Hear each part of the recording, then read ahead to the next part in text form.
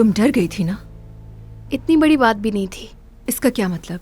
हम वहां ना पहुंचते तो मर चुकी होती। वो ऐसा कभी नहीं करता। वो दरअसल जब आप लोग अंदर आए तो वो घबरा गया और हो सकता है उससे गलती से गन चल गई।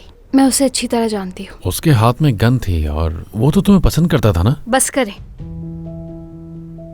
नवाल, मेरी बात सुने, मैं माफी मांगती हूँ आप दोनों से। मुझे नहीं लगता आप दोनों को वहाँ होना चाहिए था। और फिर जब से आप दोनों मिले हैं मुझे, उस दिन से कुछ ना कुछ बुरा हो ही रहा है हम लोगों के साथ।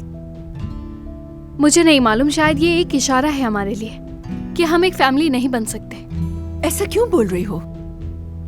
मुझे तो यही लगता है। मुझे छोड़ दें आप लोग, खत्म कर दें ये सब कुछ, और मुझसे प्रॉमिस करें कि फरद की कंप्लेंट नहीं करेंगे आप लोग। तो तुम्हारा मतलब जो कुछ उसने किया ऐसे ही छोड़ दें हम उसे, ये कह रही हो तुम?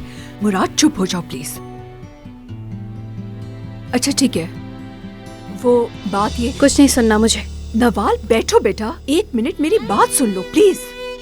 देखो, जो कुछ भी हुआ है इसलिए नहीं हुआ कि हम एक हो गए हैं। हम ना भी होते तब भी यही होता, क्योंकि तुम्हारी जिंदगी बहुत मुश्किल गुजरी है। ठीक है, फरद की रिपोर्ट नहीं करूंगी मैं, मगर इसकी एक शर्त है। अब गौर से सुनो मेरी बात।